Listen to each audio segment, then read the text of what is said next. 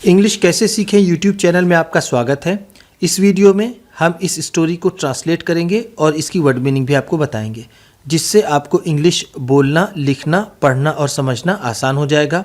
इस वीडियो में हम आपको बताएंगे कि किस वर्ड को कहाँ यूज़ करते हैं, उसका क्या मतलब होता है और उस सेंटेंस में कौन सा टेंस इस्तेमाल हुआ है। सारी चीज़ें आपको लिख करके बताई जाएंगी और जो कठिन वर्ड है उसका प्रोनाउंसिएशन, उसका उच्चारण भी लिख दिया जाएगा। इस तरह से आपको बहुत आसानी होगी अंग्रेज़ी सीखने में। तो चलिए इस वीडियो को शुरू करते हैं। Crocodile, crab and a vice jackal. Crocodile का मतलब होता है मगरमच्छ। मगरमच्छ, हिंदी में हम इसे मगरमच्छ कहते हैं। एक एलिगेटर होता है, उसका मतलब होता है घड़ियाल, जो बिल्कुल मगरमच्छ जैसा ही दिखता है, लेकिन क्रोकोडाइल थोड़ा बड़ा होता है एलिगेटर से, जिसको घड़ियाल कहते हैं। तो क्रोकोडाइल, मगरमच्छ, क्रैब का मतलब क्या है? केकड़ा। क्या होता है? केकड़ा। एंड का मतलब और, अ वाइज का मतलब होता है समझदार। क्या होता है? समझदार। जैकॉल का मतलब सियार। तो हमने देखा, ये इसमें हमें 3 जानवरों के नाम पता चले, क्रोकोडाइल, मगरमच्छ, केकड़ा। वाइज का मतलब होता है समझदार और जैकॉल का मतलब सियार। तो हम कहेंगे मगरमच्छ, केकड़ा और एक समझदार सियार। तो देखते हैं इस स्टोरी में क्या है। वंस, एक बार, देयर लिव्ड अ क्रोकोडाइल। एक क्रोकोडाइल रहता था, एक मगरमच्छ रहता था। इन अ लेक, एक झील में, फुल ऑफ फिश, जो मछलियों से भरी हुई थी। लेक का मतलब क्या होता है? झील, जिसे हम कहते हैं झील। ठीक है। फुल ऑफ फिश, मछलियों से भरा हुआ। फुल ऑफ का मतलब होता है भरा हुआ। और फिश का मतलब जैसा हम जानते हैं मछली। तो एक मगरमच्छ रहता था मछलियों से भरे हुए झील में। ठीक। देयर लिव्ड अ क्रैब, वहीं पर एक केकड़ा भी रहता था। देयर लिव्ड रहता था, अ क्रैब एक केकड़ा, टू का मतलब है भी। उसी झील में एक केकड़ा भी रहता था। इन द सेम लेक, उसी झील में एक केकड़ा भी रहता था। सेम का मतलब क्या है? उसी। The crocodile and the crab were good friends. Crocodile, मगरमच्छ, एंड द क्रैब और केकड़ा, वर गुड फ्रेंड्स, अच्छे दोस्त थे। वर का मतलब क्या है? थे। और गुड फ्रेंड्स, अच्छे दोस्त। अब देखिए यहाँ पर क्रोकोडाइल और क्रैब 2 हैं, ये दोनों मिलकर के प्लूरल हो जाते हैं, इसलिए यहाँ पर वर लगा हुआ है, इसे वर पढ़ते हैं। और अगर यहाँ पर सिर्फ क्रैब है, जैसे कि crab was crocodiles best friend या फिर गुड फ्रेंड, तब सिर्फ यहाँ पर वॉज लगता। They use to help each other, वो एक दूसरे की मदद किया करते थे। टू कैच देयर प्रेज, अपने शिकारों को पकड़ने के लिए, अपने शिकार पकड़ने के लिए वो एक दूसरे की मदद भी करते थे। देखिए ये वर्ड आया है दे का मतलब होता है वे। ये सारे वर्ड्स बहुत बेसिक वर्ड्स हैं, अगर आप इसको समझ लेंगे तो आपको धीरे धीरे इंग्लिश समझ में आने लगेगी। दे का मतलब होता है वे, ही का मतलब होता है वह। ये सारी चीज़ें ऐसी हैं जो आपको धीरे धीरे आएंगी। वे यूज टू हेल्प, मदद किया करते थे। देखिए ये वर्ड आया है यूज टू का मतलब होता है जब कभी भी किसी काम को हमेशा करने की, जिससे आदत का पता चले। जैसे ही use to go to school, वो स्कूल जाया करता था, तो वो लोग मदद किया करते थे। हेल्प है तो वो मदद किया करते थे। ईच अदर, एक दूसरे की। ईच अदर का मतलब क्या होता है? एक दूसरे की। टू कैच, पकड़ने में। कैच का मतलब क्या होता है? पकड़ने में मदद करते थे। देयर का मतलब उनके। अब यहाँ पर दे है इसलिए यहाँ पर देयर है। अगर ही होता तो यहाँ पर हिज होता, अगर यहाँ पर शी होता तो यहाँ पर हर होता। समझ में आया? तो वो उसकी मदद करते थे पकड़ने में। क्या? प्रे का मतलब होता है शिकार। क्या होता है? शिकार। ये प्रे को मैंने कई बार बताया है, क्योंकि ये स्टोरीज हैं, तो स्टोरीज में इस तरह के वर्ड्स लगातार आते रहते हैं। तो प्रे का मतलब शिकार, वो एक दूसरे के शिकार को पकड़ने में मदद करते थे। चलिए आगे देखें।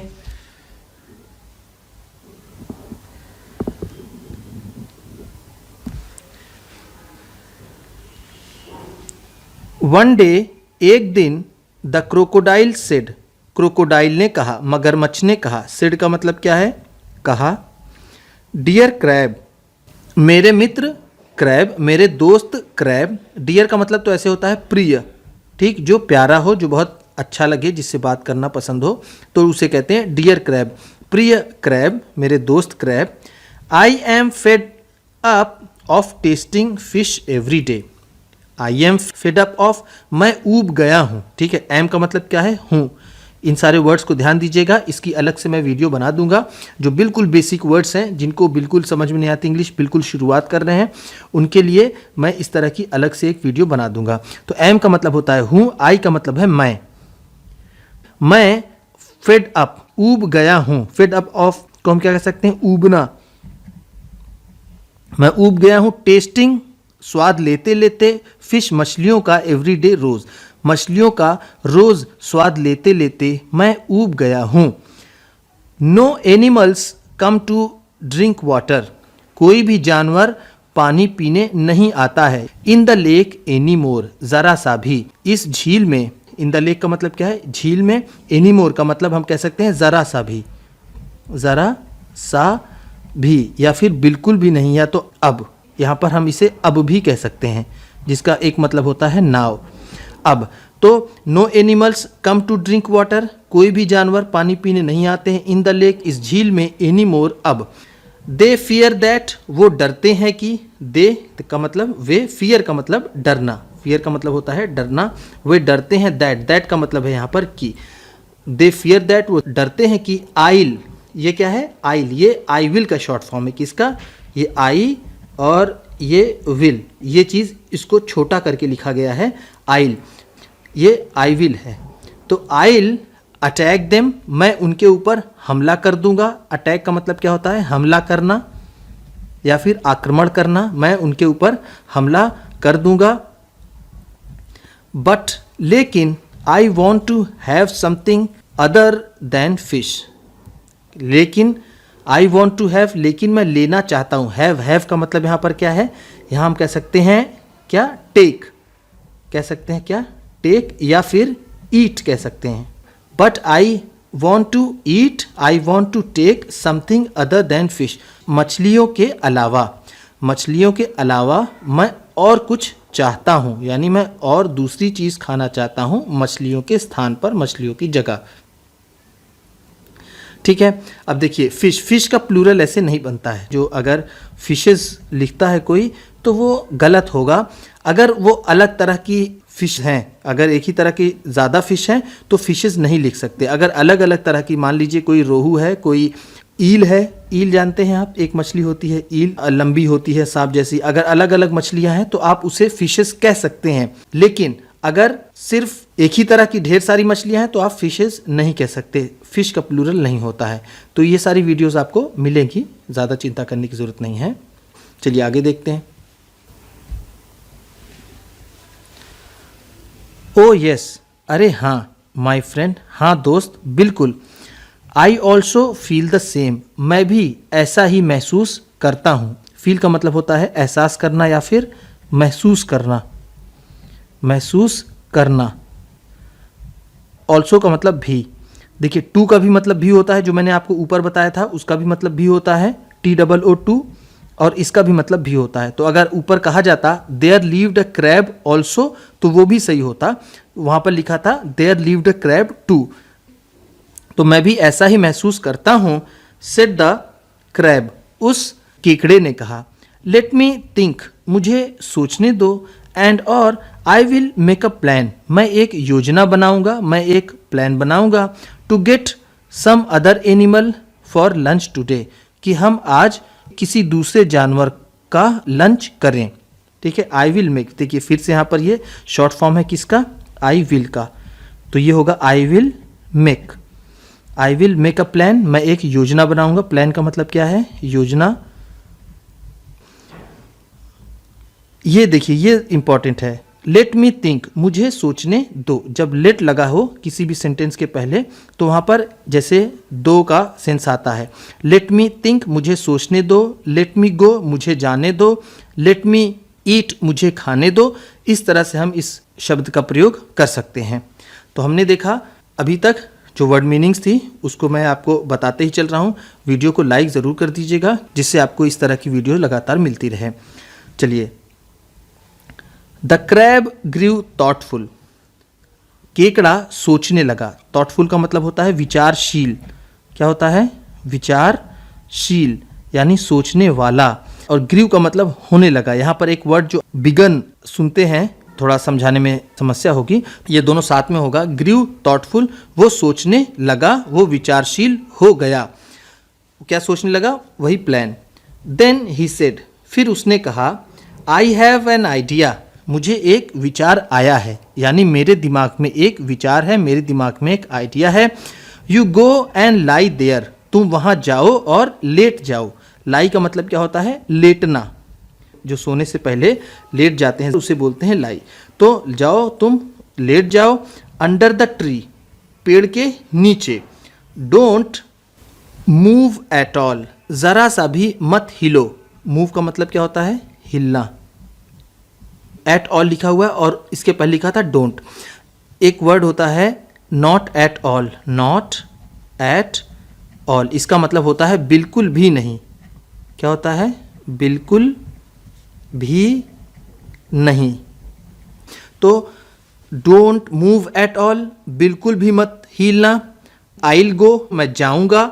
ये क्या है? फ्यूचर इंडिफिनिट टेंस है। जब विल के साथ, ये विल है और प्लस उसमें वर्ब की फर्स्ट फॉर्म लगाते हैं तो वो फ्यूचर इंडिफिनिट या फिर सिंपल फ्यूचर बन जाता है। ठीक है, तो ये एक टेंस आप समझ सकते हैं। एंड टेल द एनिमल्स, और जानवरों को बताऊंगा। टेल का मतलब क्या होता है? बताना। इसका सेकेंड फॉर्म क्या होता है? टोल्ड। क्या होता है? टोल्ड। मैं जाऊंगा और जानवरों को बताऊंगा। इन द जंगल, जंगल में। Not to fear any more, कि अब डरने की ज़रूरत नहीं है। जैसा मैंने आपको बताया कि एनीमोर का मतलब अब या फिर ज़रा सा भी हम कह सकते हैं। फियर का मतलब डरना। मैं जंगल में जाऊंगा और लोगों को बताऊंगा कि अब डरने की ज़रूरत नहीं है। आई विल आस्क देम, मैं उनसे कहूँगा। यहाँ पर आस्क का मतलब क्या है? कहना। ठीक, किसी को बुलाने के लिए, किसी बात को मनाने के लिए आस्क का मतलब कहना हो जाता है। जैसे आई विल आस्क देम, मैं उनसे कहूँगा। To come to the lake, कि वो लोग झील पर आए। टू ड्रिंक वाटर, पानी पीने के लिए। फियरलेसली, बिना किसी डर के। फियरलेसली का मतलब क्या है? फियर का मतलब होता है डर, ये है लेस, फियरलेस मतलब निडर, और ली है बिना डरे हुए या फिर निडरता से। आइए और पानी पीजिए। एज यू आर डेड, क्योंकि तुम मर गए हो। एज, अब देखिए यहाँ पर ये जो एज आया है, एज का मतलब यहाँ पर है बिकॉज। बिकॉज का मतलब क्या है? क्योंकि। क्या होता है? क्योंकि। क्योंकि तुम मर गए हो। डेड का मतलब क्या होता है? मरा हुआ। अब देखिए, जो लोग नहीं जानते हैं कि एज को क्योंकि के स्थान पर भी इस्तेमाल किया जा सकता है, उनको कन्फ्यूजन हो जाता है। यही सारी चीज़ें हैं जो आपको धीरे धीरे आएंगी। तो एज का मतलब क्योंकि है। चलिए, आई विल आस्क देम, मैं उनसे कहूँगा। टू कम नियर, कि करीब आओ। And check for them self, और अपने आप चेक कर लो। अब देखिए, नियर, नियर का मतलब क्या है? पास। एक और मीनिंग क्या होती है नियर की? क्लोज।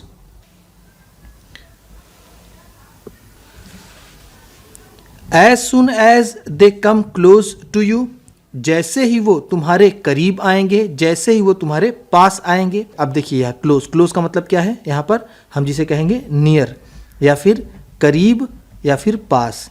जैसे ही वो तुम्हारे करीब आएंगे। यू कैन कैच देम, तुम उन्हें पकड़ सकते हो। कैच का मतलब पकड़ना, देम का मतलब उनको, तुम उनको पकड़ सकते हो। The crocodile was impressed, crocodile प्रभावित हो गया। इम्प्रेस्ड का मतलब क्या होता है? प्रभावित होना। क्या होता है? प्रभावित होना। तो यहाँ पर क्या हो गया? क्रोकोडाइल, वो मगरमच्छ प्रभावित हो गया। बाय द क्रैब्स प्लान, केकड़े की योजना से।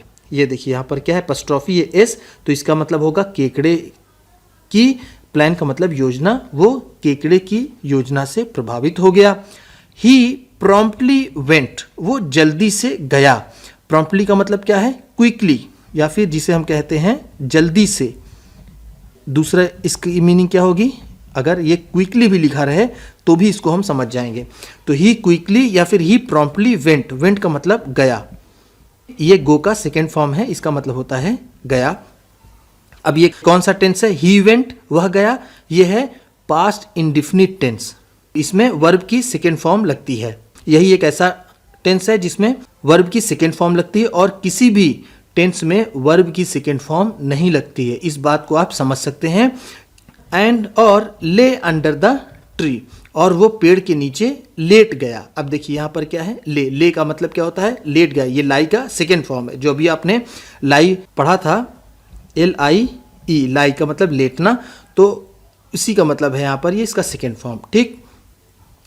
द क्रैब लेफ्ट फॉर जंगल, और वो क्रैब केकड़ा जंगल के लिए चल पड़ा। लेफ्ट फॉर का मतलब होता है चल पड़ना, जाना। वो जंगल के लिए वो चल पड़ा। There he saw a young healthy jackal, वहाँ पर उसने एक स्वस्थ छोटा जैकॉल देखा। यंग का मतलब यहाँ पर क्या है? छोटा। हम कह सकते हैं एक यंग का मतलब होता है नौजवान, लेकिन यहाँ पर होगा छोटा। ठीक। हेल्दी का मतलब स्वस्थ, जो तंदुरुस्त हो, सेहतमंद हो। वो जैकॉल का मतलब होता है सियार। तो वहाँ पर उसने एक सियार देखा। अब देखिए यहाँ पर क्या, सॉ का मतलब क्या है? देखा। अब ये कौन सा टेंस है? He saw. ये वही टेंस है जो ही वेंट वाला है। तो आपको बताना है ये कौन सा टेंस है।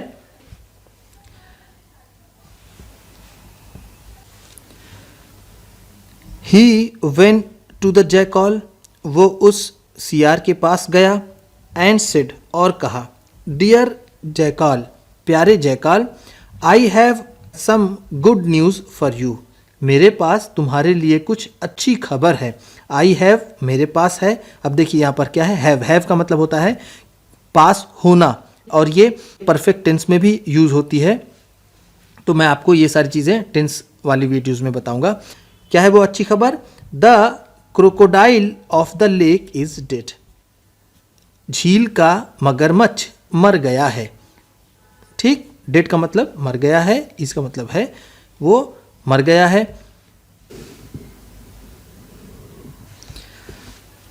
You and your other jungle friends, तुम और तुम्हारे जंगल के दूसरे दोस्त, कैन कम आ सकते हैं, टू द लेक, झील पर, टू क्वेंच योर थर्स्ट, अपनी प्यास बुझाने के लिए। क्वेंच का मतलब क्या होता है? प्यास बुझाना। क्या होता है? प्यास बुझाना। प्यास बुझाने तुम और तुम्हारे दोस्त वहां पर आ सकते हैं। थर्स्ट का मतलब भी होता है प्यास। थर्स्ट का मतलब क्या होता है? प्यास। ठीक है। ये थर्स्ट है, इसको क्या पढ़ेंगे? जैसे था का साउंड इंग्लिश में नहीं होता। आज आप लोग जान लीजिए, ये TH जो है इसको था नहीं पढ़ते हैं।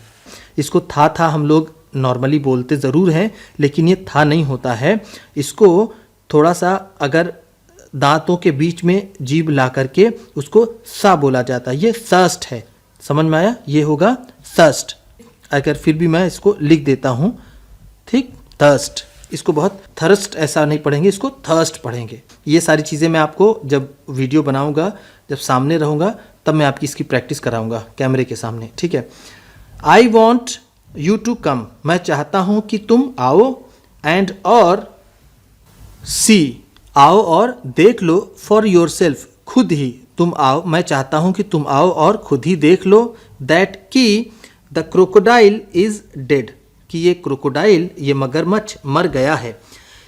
He is lying under a tree, वो एक पेड़ के नीचे पड़ा हुआ है। बाय द लेक, झील के किनारे। झील के किनारे वो एक पेड़ के नीचे पड़ा हुआ है। अब देखिए by the lake, by the lake का मतलब यहाँ पर बाय का मतलब हो गया यहाँ पर किनारा। क्या है? होता है किनारा। ठीक है। अब एक होता है बैंक, किनारे के लिए इस्तेमाल करते हैं बैंक। बैंक का मतलब तो एक तो जिसमें पैसे जमा करते हैं और निकालते हैं, लोन लेते हैं, वो एक बैंक हो गया हमारा। और एक होता है बैंक, बैंक का भी मतलब होता है किनारा। ये होता है रिवर बैंक। अगर यहाँ पर रिवर होती तो इसे कहा जाता रिवर बैंक। रिवर बैंक का मतलब नदी का किनारा। The jackal was also wise one, वो सियार भी एक समझदार था। ही थॉट, उसने सोचा। थॉट का मतलब क्या है? सोचा। उसने सोचा।